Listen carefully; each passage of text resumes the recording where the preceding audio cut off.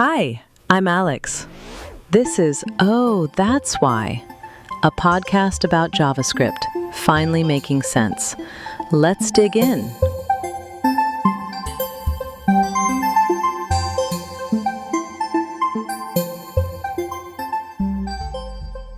Your application has been running for hours. It started fast. It felt responsive. But somewhere along the way, gradually, almost imperceptibly, it got slower. The tab is using more memory than it should. Something is accumulating. You have no idea what. This is a memory leak, and unlike most bugs in JavaScript, it does not announce itself with an error. It does not crash immediately. It just grows. Quietly, slowly, until it becomes a problem. Memory leaks are one of the hardest bugs to debug, not because they are complicated once you understand them, but because they are invisible until they are not. By the time you notice the symptoms, the cause might be buried in code you wrote weeks ago. This is the last episode of Season 1, and it closes the loop on everything we have covered. Memory, objects, closures, references, all of it comes together here. What happens to your variables when you are done with them? Think about a building with a cleaning crew. Every night after the teams go home, the cleaners move through the building. They check each room. If the room is empty, no people, no active work, no lights left on, they clean it, clear it out, mark it as available. The space is reclaimed. But here is the rule the cleaning crew follows. If there is any sign that the room might still be in use, a light left on, a coat on a chair, a laptop that was not shut down, the crew leaves it alone. Any of those signals mean the room might still be needed. They move on without touching it. This is how JavaScript's garbage collector works.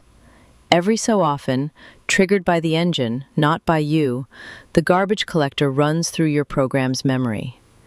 It starts from what are called roots, the global object, the current call stack, anything actively running. From those roots, it traces every reference. Everything reachable from a root is considered alive. Everything that cannot be reached is garbage. Its memory can be reclaimed. The algorithm is called mark and sweep. Mark what is reachable. Sweep away everything else. The critical word is reachable, not needed, not wanted, not finished, reachable. If something still holds a reference to an object, a variable, a closure, an event listener, that object is considered alive. The garbage collector will not touch it. It does not matter whether you are actually using it. It does not matter whether you ever plan to use it again. The reference exists. The object stays. A light left on, the room does not get cleaned. What does this mean in practice? Last week, the stack and the heap. Stack memory cleans itself. When a function returns and its execution context comes off the call stack, that portion of stack memory is released automatically. Remember the plates from episode 3? When the plate comes off, the memory comes with it. Heap memory is different. Objects live on the heap. When nothing references an object, the garbage collector can reclaim that memory. But JavaScript has no way of knowing you are done with something unless you stop referencing it. This is the mechanism behind memory leaks, not crashes, not corruptions. Simply objects on the heap that remain reachable through some reference you may have forgotten long after you are done with them. 4 patterns. Global variables. A variable declared without let, const, or var becomes a global, attached to the global object, which is always a root. It will never be garbage collected for the lifetime of the page. They accumulate. Quietly, efficiently, they just pile up. Event listeners. You attach a listener to a DOM element. The listener is a closure, as we discussed last week, and it closes over variables from its surrounding scope. If you remove the DOM element from the page but never call remove event listener, the listener persists. The closure persists. The closed over variables persist. The element itself may persist in memory, held alive by the listener, even though it is no longer on screen. Timers. You create a set interval. The callback closes over some data. You navigate away from the part of the application that uses it, but you never called clear interval. The timer keeps firing. The closure keeps referencing its variables. Nothing gets cleaned up. Detached DOM nodes. You remove a node from the document but still hold a reference to it in a JavaScript variable. The node is invisible on screen, but it is still in memory, holding its entire subtree of child elements with it. All four patterns, same root cause. A reference that was not cleaned up when the work was done. The garbage collector cannot reclaim something if it believes something else still needs it. Finding memory leaks is where most developers get stuck. They do not throw errors. They do not show up in your linter. They accumulate silently, and by the time the application is noticeably slow, you might be looking at weeks of code to trace the cause.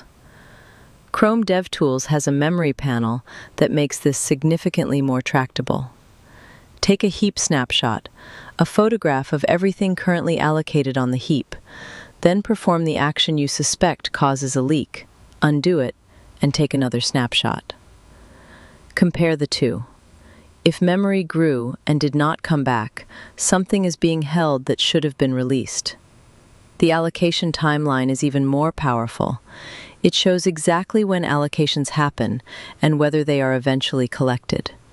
If you see objects allocate and never collect during repeated operations, that is your leak. The most practical thing you can do right now, before you ever need the profiler, be deliberate about cleanup. Remove event listeners when components unmount or elements are no longer needed. Clear timers when the operation is done. Null out references to large objects enclosures when you are finished with them. Every time you set up something that persists, a listener, a timer, a closure over a large object, ask yourself how it gets torn down. What is the cleanup path? If there is not one, there should be. JavaScript cannot read your mind. It can only follow references. If something still points to an object, that object stays. Full stop. That is the entire theory of memory leaks, and it closes a loop that has been running since episode 1. The two-phase model told us how JavaScript prepares memory before code runs. The execution context told us what lives in each room. The call stack told us how rooms get created and destroyed. Hoisting told us what gets registered and when. Scope told us which rooms can see each other. Closures told us how rooms can leave things behind. The stack and heap told us where those things live. And garbage collection tells us what happens to them when they are finally actually done. Season 1 is complete. 8 episodes, 1 coherent system. Every concept, a piece of the same picture. Season 2 starts next week, and we move from how JavaScript runs to how it handles data. Types, coercion, equality, the parts of the language most developers think they understand and don't. If you have ever been surprised by 2 equal signs behaving differently from 3, that is where we start. I'm Alex Vega. This is Oh, That's Why. 8 episodes in. You now understand how JavaScript runs, from the first scan before execution to the last reference before cleanup. Most developers never get here. You did. See you in Season 2.